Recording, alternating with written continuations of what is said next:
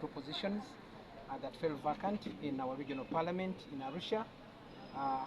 As a result of our 2 honorable members who came and contested in our national parliament here, the Honorable James Kakoza and the Honorable Dennis Namara. So to me as a person, my candidature is informed by quite a number of reasons. Reason number 1 is my proven track record when it comes to promoting regional integration. Where we are now as a community, we are at a very critical juncture. Members of the press and those viewing us out there, you witnessed recently on the 7th of March when heads of state of our regional parliament of our state met in Arusha. Quite a lot was going on.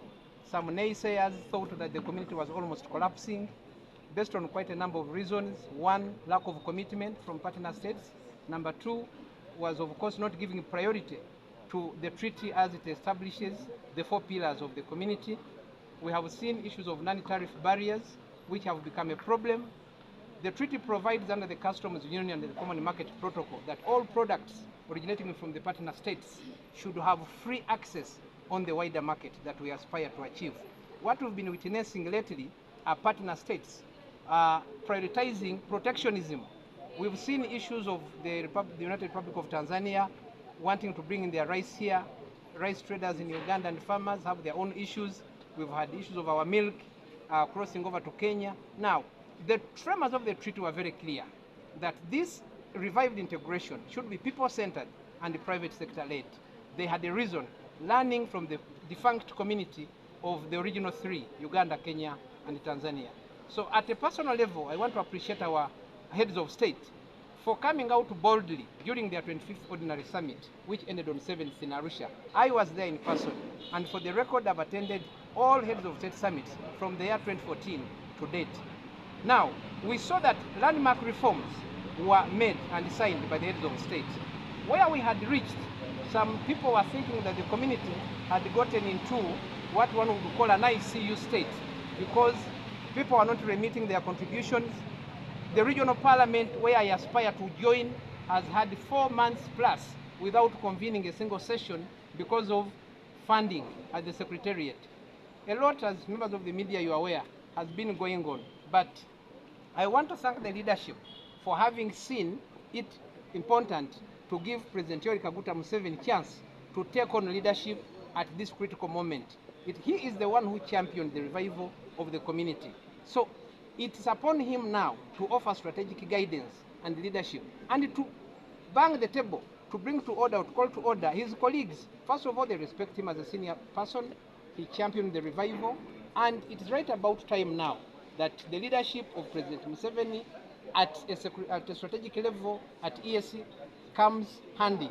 You see, we have issues when we talk about security. The region is not, partner states are trading accusations and the mistrust. We have the Democratic Republic of Congo with Rwanda. The border between Rwanda and Burundi as we speak is closed. We have issues of Somalia and Somaliland. Now, some people allege and think that bringing in new partners on the bloc is a problem. Now, those are misinformed. I want to state it here for the record, that the more we get new partner states on board, the better for the community. 1, we widen the market. Number 2, the infrastructure connectivity projects which are going on. You saw recently when Mzee was in Kisumu with President Ruto, when they were launching an extension of the SGR from Naivasha to Malaba. Then it's going to proceed from Malaba through central here, the western part of Uganda, all the way to eastern Congo and South Sudan.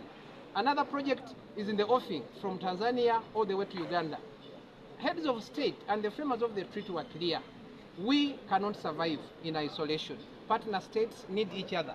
What Uganda produces cannot consume fully. What we produce, and we have a surplus, this surplus has to be sold elsewhere, or else we shall have the milk put to waste. And that's why also partner states in their entirety have agreed on value addition to some of the products that they are producing.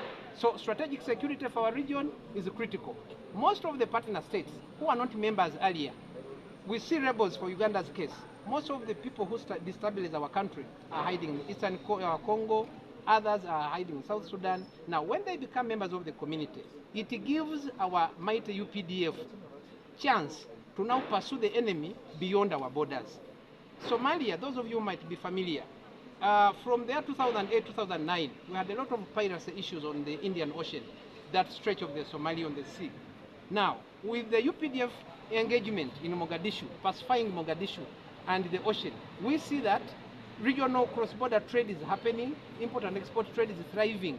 Now, when we continue holding on to our colonial borders, we are making what Mzee calls a historical mistake. So my candidature is humbly informed by my passion, my total experience, my proven record. I have traversed all the 8 capitals of this region. I've had meetings one-on-one with all the heads of state in these regions and other stakeholders. So it's my humble appeal to the electorate, who are the members of the 11th Parliament, to find me fit. I came and offered myself in 2022. It wasn't my time. I chose to concede, and I congratulated those who went through. For the record, all the 9 members in Arusha who represent Uganda, we work closely. I respect them, they respect me. And it's my deep conviction that they will support my candidature because they know my contribution when it comes to matters of the region, not only in Uganda, but across East Africa. Thank you very much.